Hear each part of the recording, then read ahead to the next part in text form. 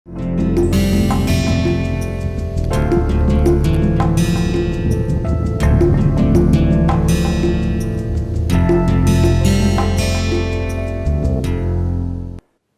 वस्तु का मूल्य यदि बढ़ता है तो उस वस्तु का कंजम्पशन, उपभोग कम हो जाता है, और उसी वस्तु का अगर मूल्य घटता है तो उस वस्तु का उपभोग बढ़ जाता है। इसके बारे में हम पहले भी देख चुके हैं, और अभी जस्ट हमने सीखा कि मूल्य के बदलने से हम कैसे डिमांड कर्व को ऑब्टेन कर सकते हैं और कैसे हम मूल्य उपभोग वक्र को भी प्राप्त कर सकते हैं। डिफरेंट तरह के एक्सिस लेने से हमें डिफरेंट टाइप के कर्व का अनुरेखण ट्रेस हो पाएगा।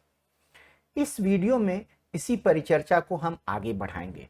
तो हम देखते हैं कि जो वस्तु 1 है उसका जो डिमांड है x1 स्टार, उसको लिख सकते हैं x1 star as a function of p1 p2 mi। ये हम पहले से भी लिखते आ रहे हैं, है ना। अब ये इसको हमने कैसे ऑब्टेन किया, फिर से इसी चीज को हम रिपीट करेंगे क्योंकि ये बहुत इंपॉर्टेंट है। इसको हमने ऑब्टेन किया उपयोगिता के अधिकतमीकरण से, है ना। हमने उस x1 और x2 को खोजने की कोशिश की जो हमें सबसे ज्यादा उपयोगिता देगा। ऑफ कोर्स हमारे पास कंस्ट्रेंट था, हमारी लिमिटेशन थी कि हम कोई भी बंडल नहीं ले सकते हैं। ऐसे तो हम बहुत बड़े बंडल को ले लें, जितने बड़े बंडल को लेते जाएंगे और मोनोटोनिसिटी सैटिस्फाइड है तो हमारी उपयोगिता बढ़ती चली जाएगी, लेकिन वो यहाँ पे संभव नहीं है क्योंकि हमें हमारे पॉकेट में कितने पैसे हैं, इस वस्तु के मूल्य क्या है, इन चीज़ों को भी हमें ध्यान में रखना है। तो वो हमें कंस्ट्रेंट यहाँ आ रहा है p1 x1 plus p2 x2 less than और equal to y, and x1 कम से कम शून्य से बड़ा हो और x2 भी कम से कम शून्य से बड़ा हो। ये हमने किया और इससे हमने ऑब्टेन किया। इसमें हमारा की यहाँ पे जो है, ये जो है सो हमारा बजट सेट है। जब मूल्य में परिवर्तन होगा, हम पहले भी देख चुके हैं कि मूल्य में परिवर्तन होगा। हम चलिए x1 x2 एक्सिस ले लेते हैं। जब मूल्य में परिवर्तन होगा किसी वस्तु के तो बजट सेट चेंज हो जाएगा। तो हमारा अगर वक्र ऐसा है, कहिए ऐसा है ना, और इसका इक्वेशन होगा p1 x1 p2 x2 is equal to i, p1 x1 plus p2 x2 is equal to i। हम क्या करते हैं, पहले भी हम ये कर चुके हैं कि p2 को p2 शून्य के बराबर रखेंगे और i को i शून्य के बराबर रखेंगे। ये हमने फिक्स कर लिया, है ना, इसको हमने फिक्स कर लिया। अब क्या होगा कि जो भी बदलाव आ रहा है वो p1 में ही आ रहा है। तो इस बजट लाइन को हम थोड़े डिफरेंट तरीके से लिख सकते हैं, इधर लिख लें। ये जो है वो हमारा हो गया p2 x2 is equal to i minus p1 x1, और इसी को लिख सकते हैं p2 x2 को, अब x2 है, p2 को दूसरे साइड ले जाएं, i by p2 minus p1 by p2 x1। तो जब वस्तु 1 गुड 1 का मूल्य परिवर्तित हो रहा है, कहिए p1 से p1 डैश हो जा रहा है, और अगर हम मान लें कि p1 डैश जो है वो जो है p1 से ज्यादा है, तो हमें जो नया बजट लाइन मिलेगा वो हमें कुछ ऐसा मिल जाएगा, है ना। ये इधर रोटेट हो जाएगा, ये बिंदु नहीं बदलेगा क्योंकि ये बिंदु है i बाई p2, ये हो जाएगा i बाई p2 नॉट, क्योंकि हम दूसरे वस्तु के मूल्य में कोई परिवर्तन नहीं हो रहा है और सारा का सारा आय जो है हम दूसरे वस्तु में के खर्च को खरीदने में लगा दे रहे हैं। तो हमें पहले भी i बाई p2 जीरो मिलता, i नॉट कर देते हैं क्योंकि हमने एज्यूम कर लिया कि i जो है सो i नॉट है, i not by p2 zero, अभी भी i not by p2 zero मिलेगा। पहले अगर हम सारा इनकम गुड 1 पे लगा देते तो i बाई p1 मिलता, अब जो है सो i बाई p1 डैश मिलेगा। चूंकि p1 डैश p1 से ज्यादा है, यहाँ पे हमने ये एज्यूम किया है, तो i बाई p1 डैश जो है सो i बाई p1 से छोटा हो जाएगा। यहाँ पे छोटा इंटर क्षैतिज एक्सिस पे, अक्ष पे हमें छोटा इंटरसेप्ट मिल रहा है ना। तो अब हम देखेंगे कि इस दो चीज हो रहा है p1 के बढ़ने से। एक जो हो रहा है P1 बाई P2 बदल जा रहा है। ये P1 बाई P2 क्या है? P1 बाई P2 जो है ये मैथमेटिकली देखें तो बजट लाइन का स्लोप है ना, ढलाव है, slope of the budget line. लेकिन इसका इकोनॉमिक्स में क्या मतलब है कि ये स्लोप है बजट लाइन? ये जो है वस्तु 1 का वस्तु 2 के तुलना में एक रिलेटिव प्राइस बताता है। मान लीजिए कि P1 एग्जाम्पल के तौर पे P1 10 है और P2 5 है, तो P1 बाई P2 जो है आपका 2 हो गया। कहने का मतलब ये है कि अगर हम वस्तु 1 को खरीद रहे हैं मार्केट में, पैसों से नहीं खरीद रहे हैं, दूसरे वस्तु का उपयोग करके खरीद रहे हैं, तो हमें 2 दूसरी वस्तु देनी होगी जिससे हमें 1 यूनिट पहली वस्तु का मिल जाए। तो ये रिलेटिव प्राइस बता रहा है, एक्सचेंज रेट बता रहा है, जिसमें मार्केट में एक्सचेंज हो रहा है। ऑफ कोर्स यहाँ पे एजम्पशन है, रियल लाइफ में क्या होता है कि अगर मार्केट में खरीदने का प्राइस अलग और बेचने का प्राइस अलग होता है ना। बहुत बार दुकान आपको ऐसा है, दुकान में आपने कुछ खरीदा, 2 रुपये 50 रुपये दिए, 2 रुपये उनके पास छुट्टे नहीं है, चॉकलेट दे दिए। आप उनको चॉकलेट देंगे तो ऐसा नहीं है कि कोई ज़रूरी नहीं है कि वो पैसे दे दे। लेकिन यहाँ पे एक सिंपल मॉडल ले रहे हैं, यहाँ पे हम एज्यूम कर रहे हैं कि ऐसी चीज़ें संभव है, इसलिए इस तरह की बात हम कर पा रहे हैं। तो ये P1 बाई P2 जो है सो रिलेटिव प्राइस है। तो अगर P1 या P2 दोनों में कोई बदलता है तो रिलेटिव प्राइस बदल जाता है। इससे हम कह सकते हैं कि रिलेटिव, जिसको हिंदी में सापेक्षिक कहते हैं, रिलेटिव अट्रैक्टिवनेस ऑफ गुड्स, है ना। हिंदी में लिखें तो सापेक्षिक आकर्षण, सापेक्षिक आकर्षण है, ये गुड्स का बदल रहा है। तो ये एक चीज हो रही है। दूसरी चीज हो रही है, चूंकि P1 बदल रहा है तो I बाई P2 ये तो कुछ कोई चेंज नहीं आ रहा है। लेकिन यहाँ पे जिस ढंग से हमने इक्वेशन लिखा, यहाँ पे हमने वर्टिकल इंटरसेप्ट की चर्चा की है। इसकी जगह पे I बाई P2 की जगह अगर हम I बाई P1 में ध्यान दें, जो कि यहाँ हो रहा है, I बाई P1, ये क्षैतिज अक्ष पे जो इंटरसेप्ट है वो बदल जा रहा है। सो I बाई P1 से हमारा एक तो मैथमेटिकली कह सकते हैं कि ये हमारा हॉरिजॉन्टल इंटरसेप्ट है,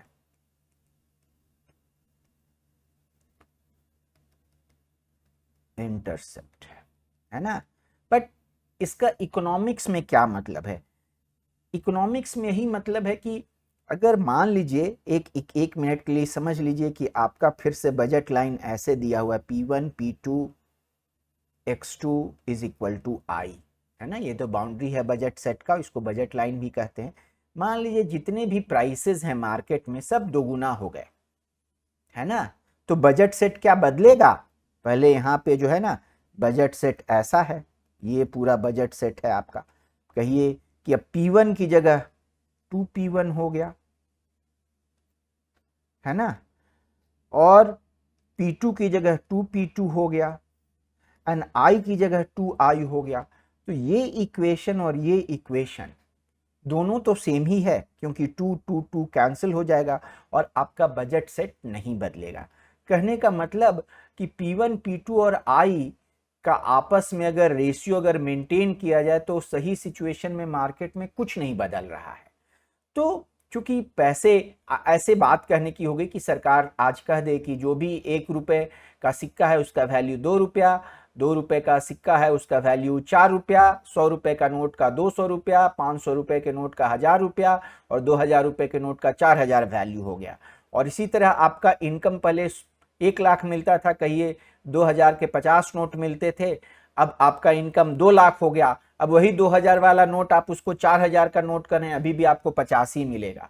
तो कोई भी चीजें बदली नहीं मार्केट में, सब चीजों का प्राइस डबल हो गया। तो वही बात यहाँ हो रही है कि ये इसको ना नॉमिनल P1, ये नॉमिनल कहते हैं। रियल टर्म में देखिए तो I बाई P1 ही जो आपकी आय है ये वस्तु 1 की तुलना में है। अगर I मान लीजिए 100 रुपए है आपका इनकम और P1 10 रुपए हैं, तो आपका इनकम जो है वो है 10 वस्तु है, 10 वस्तु एक है ना।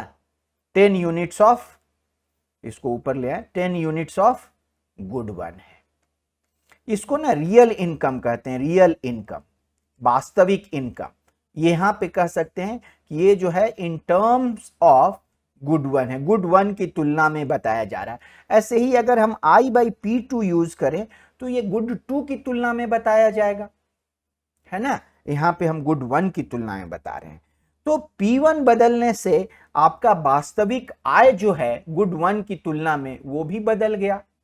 तो दो चीज हो रही है, हम कह सकते हैं वास्तविक P1 के लिए कहिए कि P1 बढ़ गया है, P2 में कोई चेंज नहीं हुआ है और I में भी कोई चेंज नहीं हुआ है। इससे क्या होगा कि आपके वास्तविक आय में बदलाव होगा, बदलाव। इसको कह सकते हैं कि गुड 1 के परिप्रेक्ष्य में, गुड 1 के सापेक्ष में, विथ रेस्पेक्ट टू गुड 1। और दूसरी बात हो रही है कि रिलेटिव, यहां पे जो हमने बात की कि रिलेटिव अट्रैक्शन ऑफ गुड्स, सापेक्षिक आकर्षण वस्तुओं का बदल जा रहा है। ये सापेक्षिक आकर्षण में बदलाव, है ना। सापेक्षिक आकर्षण गुड 1 और गुड 2 के लिए, गुड 1 एंड गुड 2 के लिए। तो ये दो चीजें हो रही हैं। अब इन दोनों की वजह से आपका मांग की जाने वाली मात्रा में बदलाव आ रहा होगा। तो उसी को हम लोग डिकम्पोज, पृथक करके, अलग अलग करके देखेंगे कि पहले कारण से क्या कितने मांग में बदलाव आ रहा है वस्तु के मांगे जाने वाली मात्रा में, और दूसरे कारण से वस्तु की मांगी जाने वाली मात्रा में क्या परिवर्तन आ रहा है। इन दोनों चीजों को हम समझने का प्रयास करेंगे। आइए इन दोनों इफेक्ट को ग्राफिकली देखते हैं एवं समझते हैं। आइए इस ग्राफ को देखते हैं। इस ग्राफ से बहुत सारी चीजें समझ में आ जाएगी।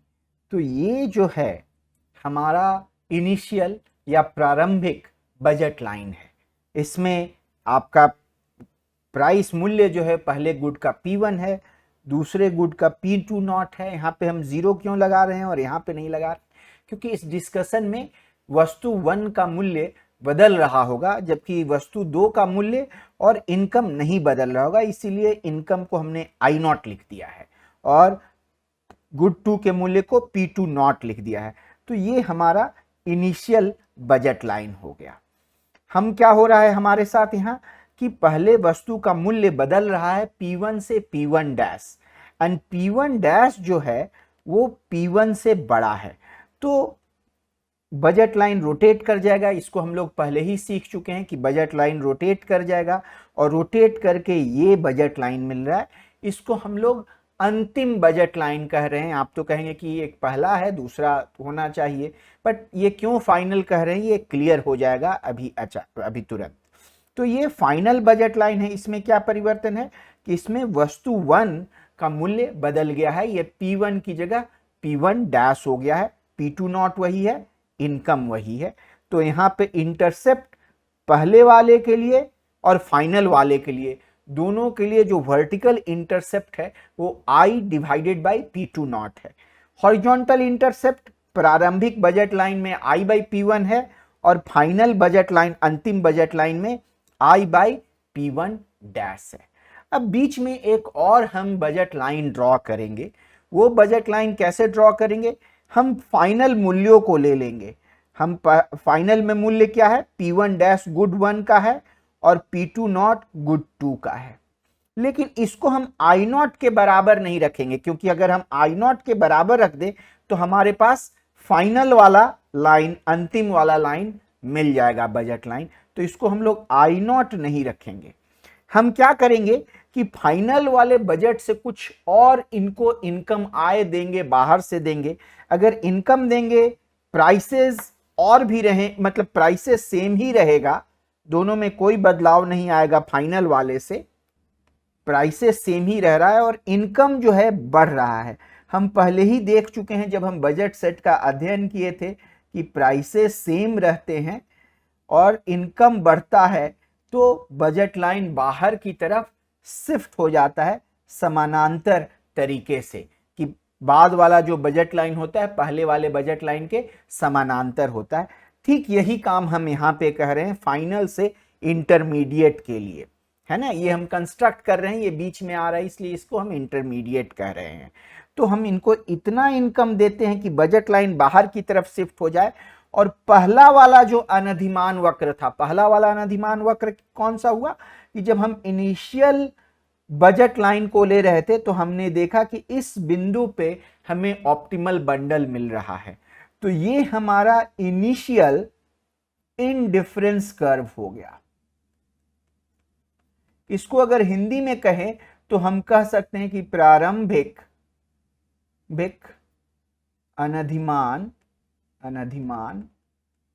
वक्र ये हो गया।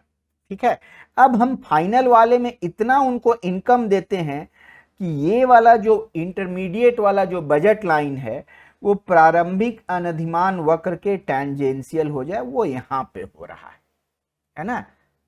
इस लाइन जो कि फाइनल लाइन है और इंटरमीडिएट लाइन है, दोनों एक दूसरे के पैरेलल और समानांतर हैं। ये समानांतर उस तरीके से कि अभी भी ये जो है सो प्रारंभिक अनधिमान वक्र का टेंजेंट हो जा रहा है, जो कि इस पॉइंट पे हो रहा है। अब हम इनिशियल और इंटरमीडिएट में कंपेयर करें। इनिशियल और इंटरमीडिएट में क्या डिफरेंस है, अब यहां पे लिखे तो इनिशियल वर्सेस इंटरमीडिएट, दोनों में सापेक्षिक मूल्य में परिवर्तन हो रहा है ना।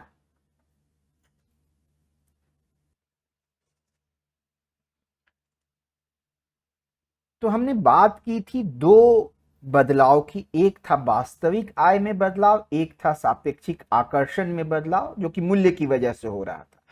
तो अगर हम इनिशियल और इंटरमीडिएट में देख रहे हैं तो सापेक्षिक मूल्य में बदलाव हो रहा है, सापेक्षिक आकर्षण में बदलाव हो रहा है। आय में बदलाव हो रहा है कि नहीं, तो हम ऐसे सोचते हैं कि आय क्या है, आय का उपयोग क्या है। आय का उपयोग यहाँ पे अधिक से अधिक उपयोगिता प्राप्त करने के लिए है। अगर हम इनिशियल जो संतुलन का बंडल है, इनिशियल कंजम्पशन बंडल है और ये आपका इंटरमीडिएट कंजम्पशन बंडल है, दोनों जो है सो सेम अनधिमान वक्र पे है, दोनों में सेम ही यूटिलिटी मिल रही है। तो आय का जो उपयोग है अधिक से अधिक यूटिलिटी प्राप्त करने में उसमें कोई बदलाव नहीं आ रहा है। तो हम कह सकते हैं कि इनिशियल से इंटरमीडिएट में वास्तविक आय में कोई बदलाव नहीं हो रहा है।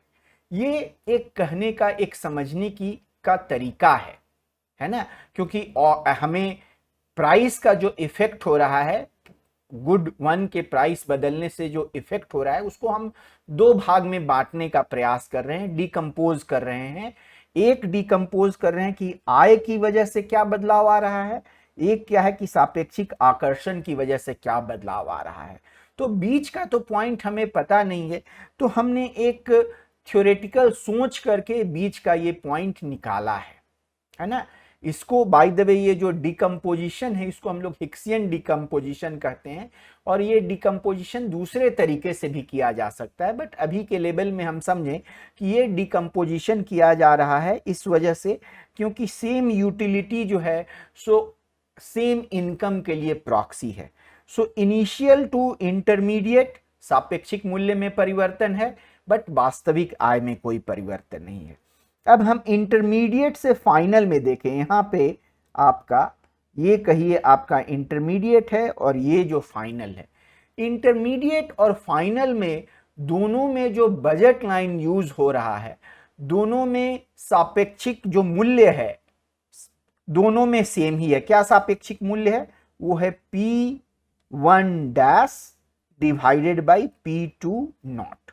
दोनों में ये सेम ही है ना। तो इसलिए सापेक्षिक मूल्य में कोई बदलाव नहीं आ रहा है।